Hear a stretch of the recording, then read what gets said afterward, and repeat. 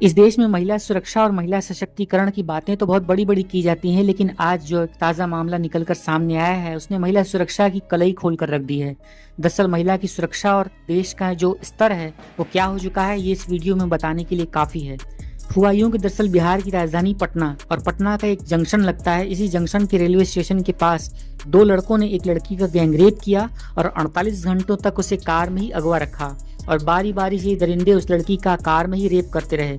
चलती कार में 2 दिनों तक लगातार गैंगरेप करने के बाद इन लोगों ने उसे एक रात एक खंडहर नुमा मकान में रखा और वहां पर भी उसका रेप किया गया। हैवानियत का ये पूरा जो मामला है वो आपको भी हैरान करके रख देगा। दरअसल बिहार की राजधानी है पटना और इसी पटना से एक बहुत ही खौफनाक मामला निकलकर सामने आया है, जहां पर एक नाबालिग लड़की को करीब 48 घंटे तक दरिंदे कार में ही बंधक बनाकर उसका गैंगरेप करते रहे और कार को यहाँ वहाँ घुमाते रहे। अपनी हवस मिटाने के बाद खून से लथपथ इस लड़की को दानापुर जंक्शन के पास छोड़कर वो लोग वहां से भाग गए। बच्ची ने तो ये बताया कि वो पूर्वी चंपारण जिले की रहने वाली है, उसके घर की आर्थिक स्थिति अच्छी नहीं है, इसीलिए वो एक काम की तलाश में एक जगह पर काम कर रही थी और वो विजयवाड़ा के एक नर्सिंग होम में काम करना प्रारंभ कर चुकी थी। 28 अप्रैल 2026 को जब वो ट्रेन से घर निकलने के लिए अपने पास स्टेशन पर लौटी थी तो कई घंटे तक का सफ़र करने के बाद 1 मई 2026 को दोपहर में करीब 3-3:30 बजे के आसपास पटना जंक्शन पर वो ट्रेन पर पहुंची। और जब वो स्टेशन पर पहुंचती है तो बच्ची ने बताया कि वहां पर स्टेशन पर बहुत ज़्यादा भीड़ थी। जब मैं ट्रेन से नीचे उतरी तो बाहर निकलने के लिए जब मैं बाहर आगे बढ़ी तो मुझे पता चला कि किसी ने मेरा मोबाइल चोरी कर लिया है। मैंने अपना बैग देखा और मैंने अपनी जेबें देखी, आसपास खोजा, लोगों से भी पूछा, लेकिन मेरा मोबाइल मुझे नहीं मिला। मैं समझ गई कि मेरा फ़ोन चोरी हो गया है। अब मैं बहुत घबरा गई थी और घर वालों को सूचना देने का कोई तरीका अब मेरे पास नहीं बचा था। मैं डर गई और बहुत ज़ोर ज़ोर से वहीं स्टेशन पर ही बैठकर रोने लगी। बस इसी दौरान एक लड़का मेरे पास आया और उसने पूछा कि क्या हुआ। मैंने तुरंत बताया कि मेरा मोबाइल यहाँ पर चोरी हो गया है, किसी ने मेरा जेब काट लिया है। तब उसने ये भरोसा दिलाया और ये कहा कि वो मोबाइल ढूंढने में मेरी मदद करेगा। उसने कहा कि अगर तुम चाहो तो हम पुलिस के पास भी चल सकते हैं और पुलिस यहाँ पर मोबाइल ढूंढ देगी। उस समय मुझे ये लगा कि ये लड़का शायद सच में मेरी मदद करना चाहता है और ये मेरा मोबाइल ढूंढवा देगा। लेकिन उसने कहा कि पहले तुम्हारे मोबाइल पर कॉल करके पता करते हैं कि मोबाइल है कहाँ पर। अगर किसी ने मोबाइल ऑन किया होगा तो फ़ोन बजने लगेगा। उसने तुरंत मेरे नंबर पर कॉल किया, लेकिन मेरा नंबर स्विच ऑफ आ रहा था। इसके बाद वो मुझे सीधा बहला फुसलाकर पटना जंक्शन से थोड़ी दूर गांधी मैदान के पास ले गया। वहाँ पर उसने अपने एक साथी को भी बुलाया हुआ था और वो एक सफ़ेद रंग की कार में आया था।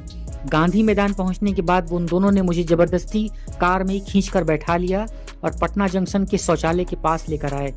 जब तक अंधेरा हो चुका था और उन दोनों ने कार में ही मेरे साथ बारी बारी से संबंध बनाया। मैं ज़ोर ज़ोर से चिल्लाने लगी और रोने लगी। इसके बाद उन्होंने मुझे धमकी दी और ये कहा कि अगर तुमने ज़्यादा शोर मचाया तो हम तुम्हें जान से मार देंगे और तुम्हारी लाश का कुछ पता भी नहीं चलेगा। मैं गाड़ी में अंदर फंस गई थी और बाहर से वो लोग, मुझे कुछ पता नहीं चल रहा था कि क्या हो रहा है। सारी रात मुझे कार के अंदर ही पटना जंक्शन के अंदर रखा गया और मैं लगातार उनसे मिन्नतें करती रही, लेकिन वो लोग लगातार मेरा गैंगरेप करते रहे। पूरी रात डरी सहमी मैं गाड़ी में उन दोनों की शिकार होती रही और अगले दिन 2 मई 2026 को वो लोग मुझे कार में ही बंधक बनाकर पटना शहर में घुमाते रहे। कभी कोतवाली, कभी गांधी मैदान, कभी सचिवालय और कभी फ्लाईओवर के रास्ते दूर दूर तक का सफ़र करते रहे। कई बार वो लोग गाड़ी भीड़ भाड़ वाले इलाकों में भी लेकर गए, लेकिन मैं इतना ज़्यादा डर गई थी और मेरे साथ इतना ज़्यादा हैवानियत हो रही थी कि मैं कुछ कर नहीं पाई, मैं कुछ चिल्ला नहीं सकी, मदद नहीं मांग सकी। इसके बाद मुझे गर्दनी बाग और बेयूर इलाके की तरफ भी घुमाया गया। पटना के एरिया की तरफ से घुमाते हुए ये लोग मुझे दिन भर कार में ही नोचते और खसोटते रहे। इसके बाद इन लोगों ने मुझे ज़बरदस्ती खाना खिलाने की भी कोशिश की ताकि वे मेरे साथ और ज़्यादा हैवानियत को अंजाम दे सकें। अगर मैं खाना नहीं खाती तो वो लोग मुझे और ज़्यादा मारते थे और ज़्यादा मेरे साथ बदसलूकी करते थे। इसके बाद 2 मई 2026 की शाम को वो लोग मुझे एक निर्माणाधीन बिल्डिंग के पास लेकर के गए। वहाँ पर चारों तरफ अंधेरा था। खंडहर नुमा उस बिल्डिंग के पास पहुँचने के बाद एक लड़का आता है और उसने मुझे ज़बरदस्ती खाना खिलाया। इसके बाद रात भर इन तीनों लोगों ने मिलकर लगातार मेरा रेप किया और लगातार मेरे साथ शोषण की वारदात को अंजाम दिया। मेरे प्राइवेट पार्ट से बहुत ज़्यादा ब्लीडिंग होने लगी और मैं अब दर्द से चिल्लाने लगी, लेकिन इसके बाद भी ये लोग मानते नहीं और लगातार मेरे साथ संबंध बनाते रहे। पूरी रात मेरे साथ लगातार जबरदस्ती गैंगरेप जैसी वारदात को अंजाम दिया गया और मैं लगातार दर्द से कराहती रही, चीखती रही, लेकिन मेरी आवाज सुनने वाला वहां पर कोई भी नहीं था। मैं कई बार बेहोशी जैसी हालत में भी आ गई, लेकिन इन दरिंदों का मन नहीं पसीजा। मैं लगातार रोती रही, बिलखती रही, चिल्लाती रही, लेकिन वहां पर किसी ने भी मेरी आवाज नहीं सुनी। मैं उनसे छोड़ देने की भीख मांगती रही, लेकिन किसी को भी मुझ पर रहम नहीं आया, किसी को भी मुझ पर दया नहीं आई। इसके बाद 3 मई 2026 को ये लोग मुझे कार में बैठाते हैं और बैठाकर दानापुर स्टेशन के पास ले जाकर सड़क के किनारे फेंक कर भाग गए। मैं बहुत डरी हुई थी, मेरे शरीर में प्राइवेट पार्ट से ब्लीडिंग हो रही थी, शरीर में बहुत ज़्यादा दर्द हो रहा था, मैं बहुत ज़्यादा घबरा गई थी। मैं सड़क के किनारे ही बैठी रही। मुझे समझ में नहीं आ रहा था कि मैं कहाँ जाऊँ, किससे मदद मांगूँ और कौन अब मेरी मदद करेगा। मैं बहुत ज़्यादा डर गई थी और मैं ये सोचने लगी कि एक बार फिर से मुझे दरिंदगी का शिकार न होना पड़ जाए। इसके बाद अचानक फिर से वही लड़का वहां पर आया और मैं ये देखकर बहुत ज़्यादा डर गई। एक बार फिर से उसने मुझे अपने साथ ले जाने की कोशिश की और वो फिर से मेरे साथ ज़बरदस्ती करने लगा। लेकिन इसी समय कुछ लोगों की नज़र मेरे ऊपर पड़ गई और मैं मौका मिला तो मैं तुरंत उनसे दूर भाग गई।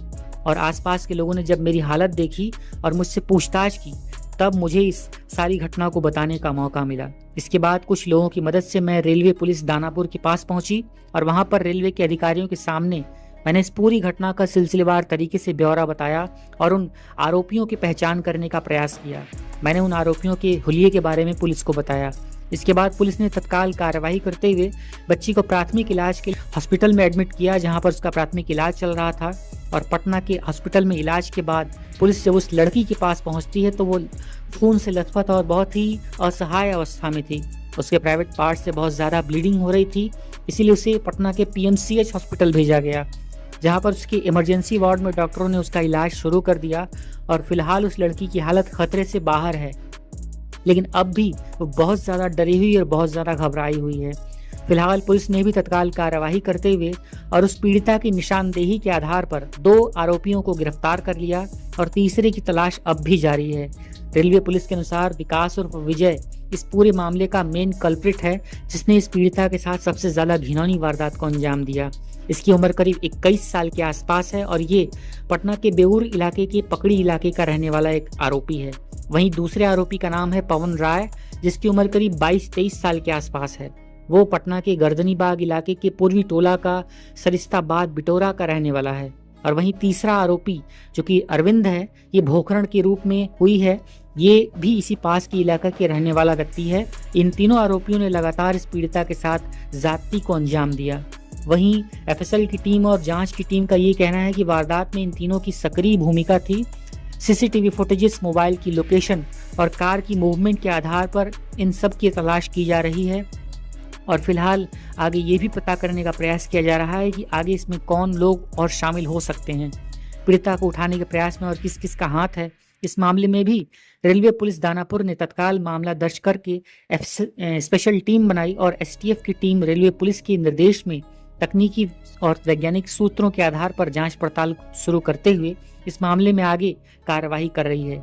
वहीं पटना की FSL टीम ने भी साक्ष्य जुटाए, पीड़िता और आरोपियों का मेडिकल करवाया गया है। पुलिस ने कई सारे CCTV फुटेजेस खंगाले हैं, जिसमें कार की मूवमेंट और कार की जो डिटेल है वो साफ साफ निकलकर सामने आ चुकी है। अब ये पता करने की कोशिश की जा रही है कि आगे इस पीड़िता के साथ और ज्यादा हैवानियत तो नहीं की गई या इसमें और कौन से लोग दोषी हैं। इस तरह से जब 3 लोगों ने इस लड़की के साथ इस तरह दुष्कर्म की वारदात को अंजाम दिया तो पटना की सुरक्षा व्यवस्था, महिला की सेफ्टी और इस तरह से कानून व्यवस्था की धज्जियां उड़ते हुए साफ साफ एक सीधी रिपोर्ट निकलकर सामने आई है। दिन दहाड़े महिलाओं को रेप का शिकार बनाया जाता है। पटना जैसे शहर में इस तरह से वारदातें हो रही हैं जहां पर किसी को कोई फर्क नहीं पड़ता, किसी को कोई जानकारी नहीं लग पाती और इसके बाद दरिंदों को कानून और सरकार का थोड़ा सा भी डर नहीं है। सुशासन बाबू की सरकार जाने के बाद फिलहाल पटना में सम्राट चौधरी की सरकार आई है, लेकिन अब देखना यह है कि आगे वो क्या कार्रवाई करती है और आगे इन दरिंदों के प्रति सरकार का क्या एक्शन होता है, माननीय न्यायालय इस पर क्या एक्शन लेती है और इस तरह से पीड़िता को कब तक न्याय मिल पाता है, ये एक बहुत बड़ा सवाल है। फिलहाल पटना में और बिहार में कानून व्यवस्था नाम की कोई चीज बची भी है या नहीं, इस तरह से एक रिपोर्ट निकलकर जो सामने आई है उसने आपके और हमारे जहन में एक बहुत बड़ा सवाल छोड़ दिया है।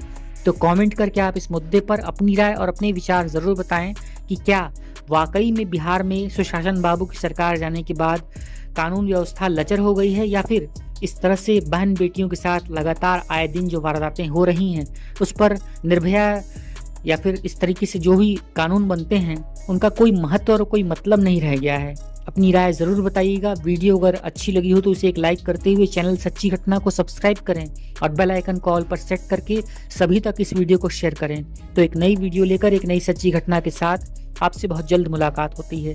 तब तक देश दुनिया और जुर्म की ताज़ा तरीन खबरों के लिए हमारे चैनल सच्ची घटना पर बने रहें और इस वीडियो को यहाँ तक देखकर इसे एक हाई पॉइंट्स देकर सभी तक जरूर भेजें ताकि सभी को इस मामले की जानकारी होनी बहुत ज़रूरी है।